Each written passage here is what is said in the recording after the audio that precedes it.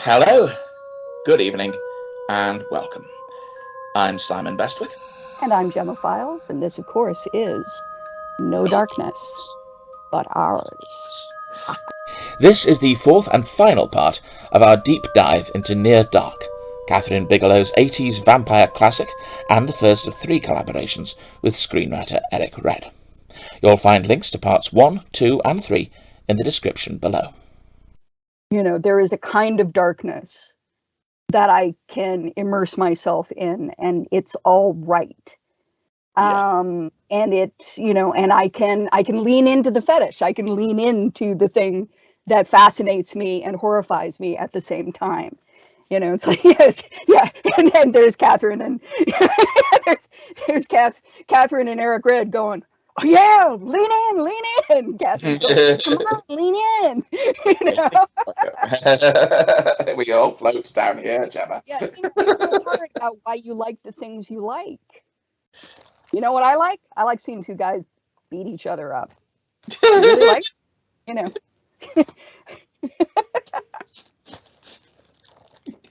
Yeah, I mean, it's one of the things when you realise that a lot of, certainly for me over the last few years as a writer, a big part of it has been kind of like,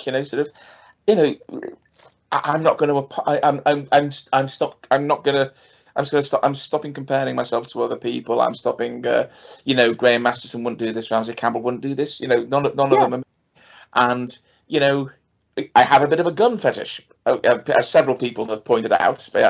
After reading Rothstein and things like that, it's like, okay, you know what? I have a fascination with it, and there's because yes, on the one level, I know guns kill people, yes. and a gunshot wound is a horrible thing, and and all the rest of it. At the same time, I can't deny the aesthetic appeal of action films. I can't deny the fascination of that are going to happen for me, whether I like it or not. And it's obviously not just me, because the human species seems to spend a large number of its members spend an awful lot of times firing the fucking things at one another, or finding other substitutes for doing that. And there's something similar to be said for the idea that a sexy person always looks sexier covered in blood, beaten up and covered in blood. And either they're covered in the blood of their enemies, or they're it's like it's like watching Charlize Theron kill people and get the crap beaten out of her at the same time the entire time during the runtime of Atomic Blonde. Right. It's like, oh my God, how many bruises do you have?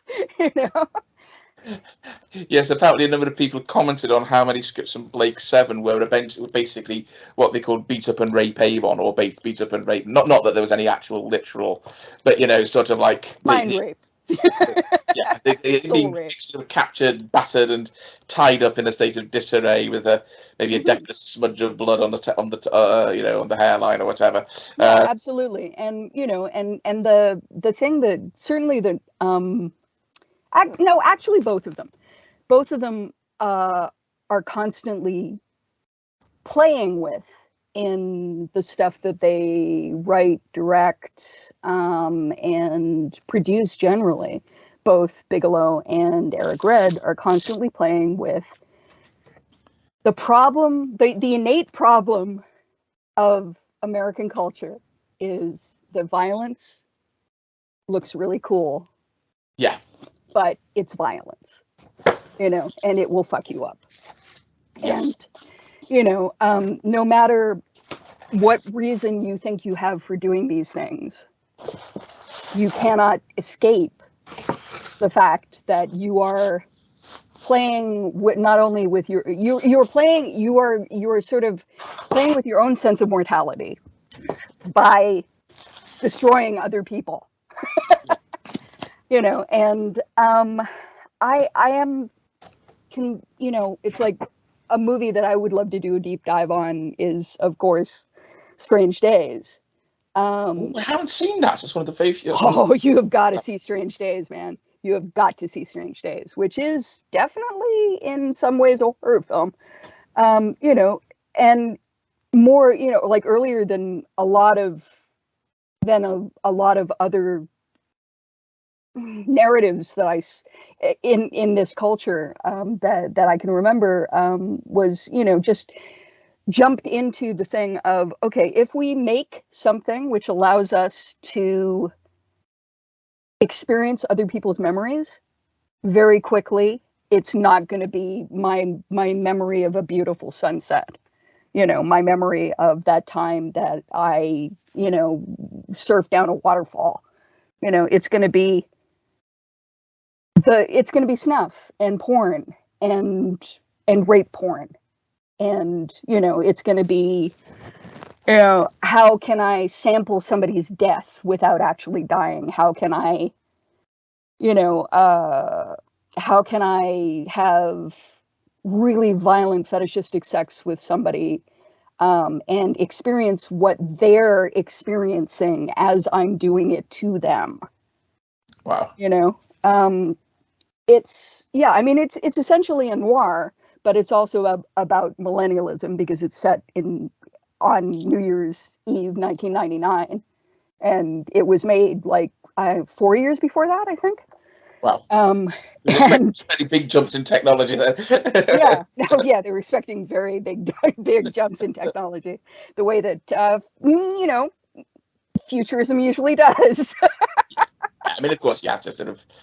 So there's, yes, I mean, ultimately it's always just. But I remember when it came out, people were all like contorting themselves into this thing of, why would you as a woman make this film in which terrible things happen to women?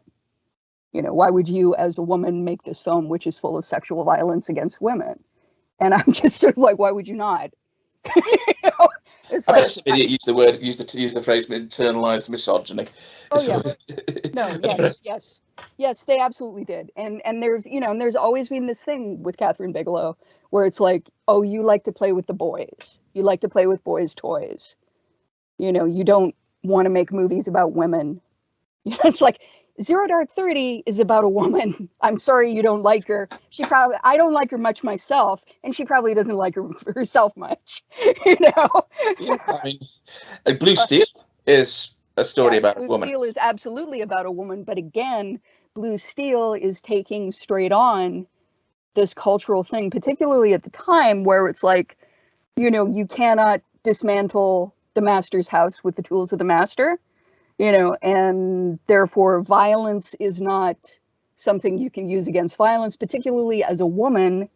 You cannot counter sexual violence with sexual violence. You cannot counter fetishism with fetishism. You cannot be that person who's like, when somebody says, well, why did you become a cop anyways? Says, well, I like that I can shoot guys and get away with it. And at the time, I remember that a lot of the criticism of Blue Steel was sort of like, that's such a guy line. A woman would never say that. And I'm like, I don't think you understand what being a woman is like, and I understand that. But, no, why would you? It's like we see it very much today, where it becomes like, blue trumps everything else, right? Yeah. Blue trumps vagina, blue trumps brown, blue trumps whatever. It's like, once you get to be a cop, you are a cop first. Yeah. And everything else falls by the wayside. And we can have an argument about propaganda or whatever. We can have, but that particular thing, again, Blue Steel is playing with a lot of that much earlier than anybody else was playing with it. And basically saying, yes, I come from an abusive background. I watched my father beat my mother up all the time. And you're telling me that there's something wrong with me because a part of me is like, you know what? That's never going to happen to me because I'm going to become a cop. I'm going to have a gun. I'm going to learn to have power in this world. Yeah. And I will have power because I have a uniform and a gun and the right to shoot you. and get away with it. Yeah, because I mean, she gives a few answers to the question why you become a cop, but the final one she gives is when Clancy Brown asks him, and she just says him. Yeah. And she could be talking about Ron Silver, she could be talking about her father, or she could just be talking about both of them and some kind of yeah, and patriarchy, and and a system where if power can be given to you, if you can take power, if you can, if somebody says, if you just go through this series of training exercises and you give up this and you do that, I will give you power. I will give you the power, potentially the power of a man. Because Colonel Colt made all men equal, son. Well, that's Western in this case, but yeah, but you know what I mean. That's exactly what that's about. That's exactly what that's about. It's like, I ain't gonna have a damn fist fight with him.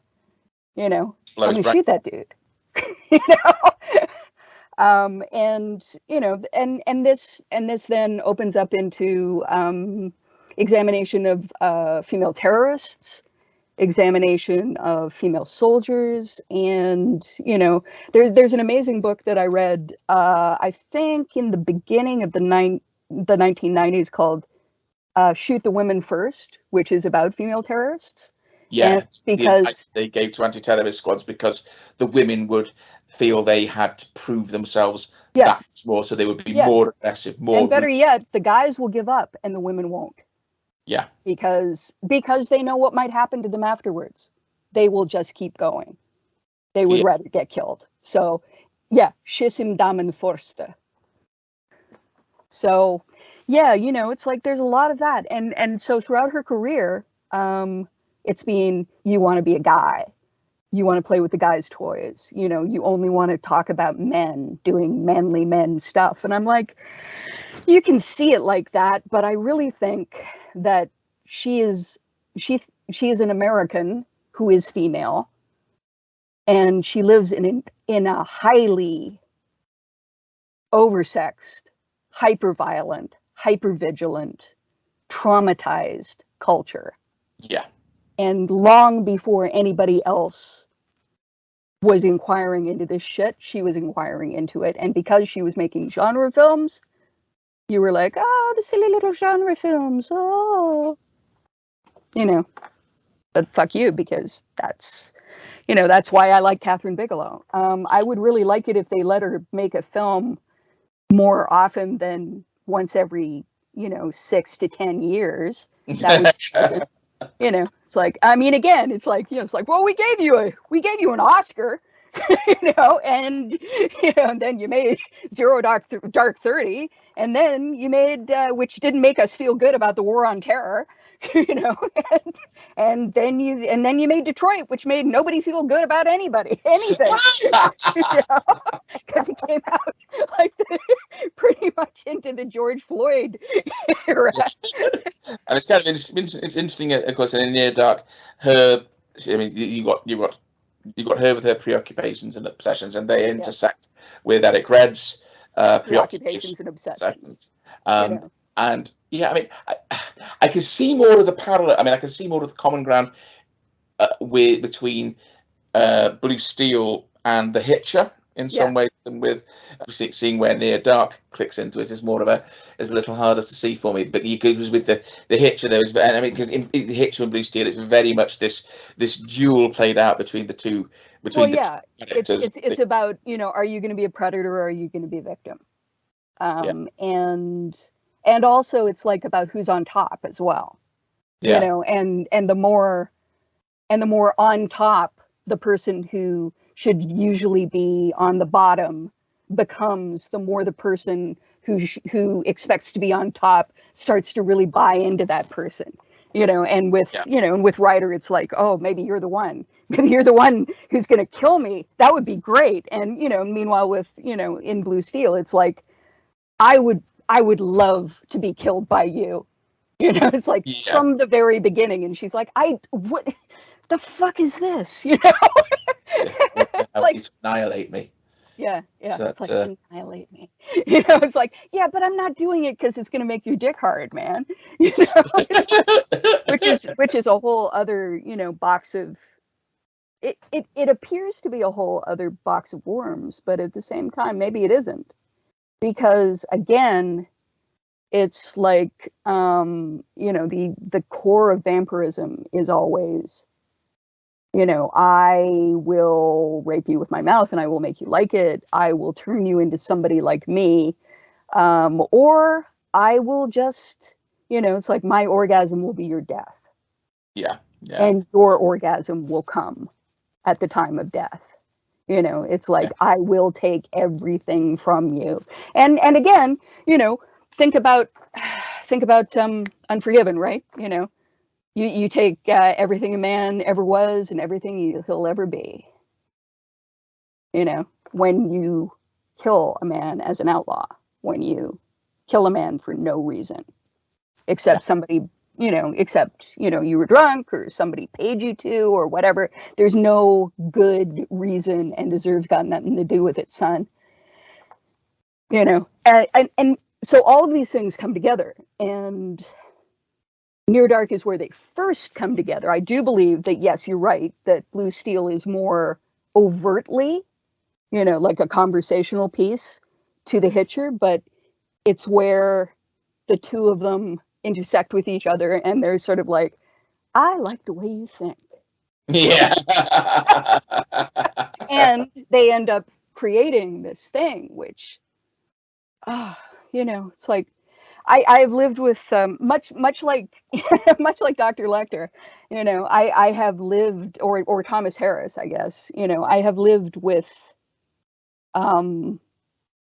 Near Dark for longer than I've lived without it, and um, and it is so integral to the way that I feel about a lot of the things that move me to a bigger house. No, said the loud part quiet and the quiet part loud. That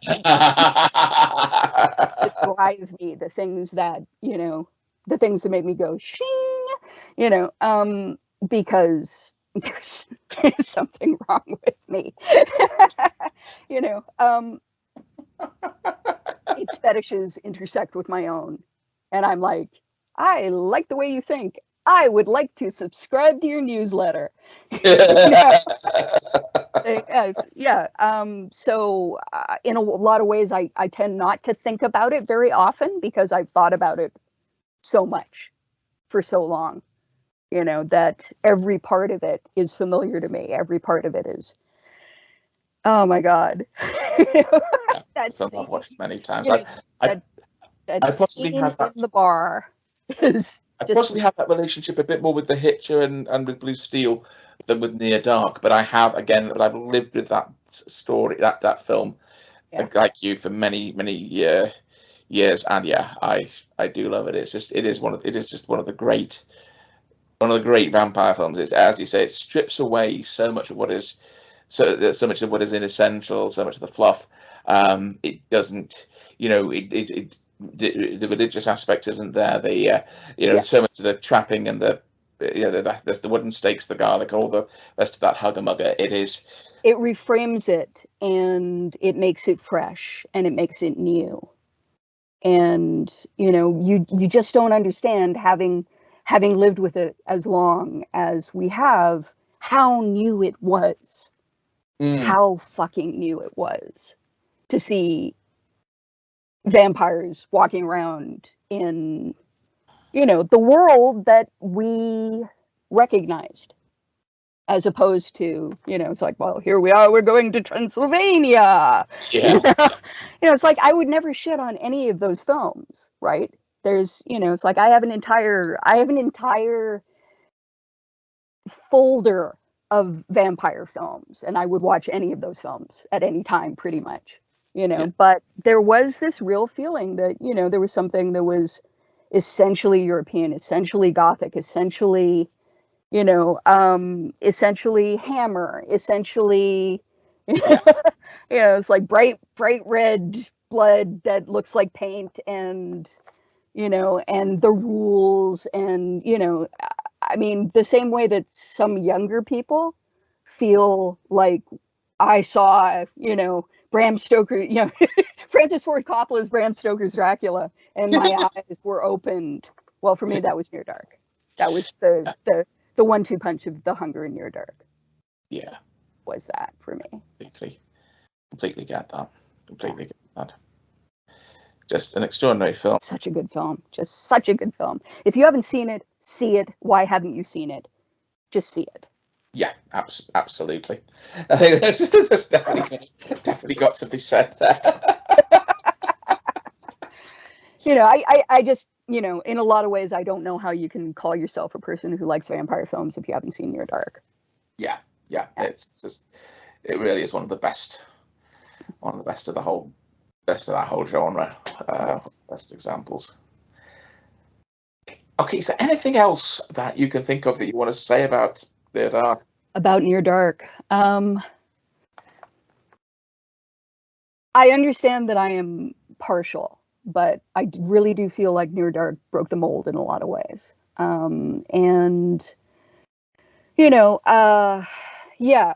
Eric Red and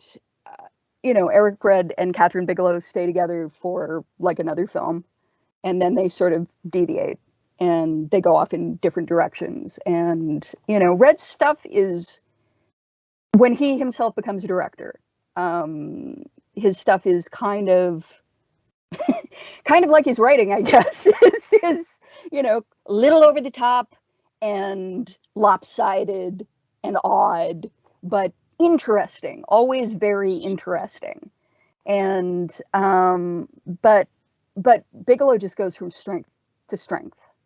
And and I really feel that without the two of them finding each other at that time, the stuff that she was doing immediately before that, The Loveless, and the stuff that she did in film school, very academic and very analytical and very head driven. Yeah. And it's not like she stops being analytical or thinking very deeply about the stuff that she does, but she really begins to understand the beauty of leaning into your fetishes, of interrogating why what makes you tick, and gets deeper and deeper and deeper into a further interrogation of American culture. Yeah. As a whole. So that's the final thing that I would say, that, this is a silly vampire film made by a woman who eventually went on to win an Academy Award and be like the second woman to win an Academy Award for directing. So, there's a reason for that. And, and you can see the thumbprints all over Near Dark of what will come. And it's just a lot of fun. A lot of fun if you want to see a lot of people get killed. Yeah. And a lot of snarky one-liners. a lot of snarky one-liners. Gloriously, wonderfully demented performances from Bill Paxton, especially. Yes. As well as Henriksen and Jeanette Goldstein. Oh yeah, if you've only ever encountered Bill Paxton as an older man, holy shit, you need to see this film. Definitely. So that's been our deep dive into Near Dark. So as I say, you can find more in-depth discussions of individual films like this on if you subscribe to our channel, or subscribe or sign up to Patreon. We've discussed the Argentinian horror film Aterados. We've discussed Ben Wheatley's In the Earth. We've discussed David Rudkin's extraordinary folk horror classic Penda's Fen, and we've discussed Richard Stanley's 90s horror masterpiece Dust Devil. And obviously there will be many more to come. So if you like the sound of, if you like what you've heard and you want more, then that's one way to get your next fix of it. No Darkness But Ours is made possible through generous donations from horror enthusiasts just like you. If you'd like to support us, you can sign up to our Patreon and get access to exclusive content, or you can make a one-off donation via Ko-Fi. links in the description below. If you enjoyed this episode, please let us know in the comments, share and subscribe, and don't forget to hit the like button if you're watching us on YouTube. Let us know as well if there's anything you'd really like to hear us talking about in the future, and we'll be back with more at the same time next week. So we will be back next week with more cool stuff. And in the meantime, until then, I have been Simon Bestwick. And I remain Gemma Files, and this has, of course, been No Darkness, but ours.